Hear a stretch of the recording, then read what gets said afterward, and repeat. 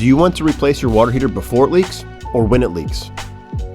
Well, today we're going to replace it before it leaks. And we're also going to replace that pressure reducing valve back there because it's knocking and making a bunch of noise throughout the house.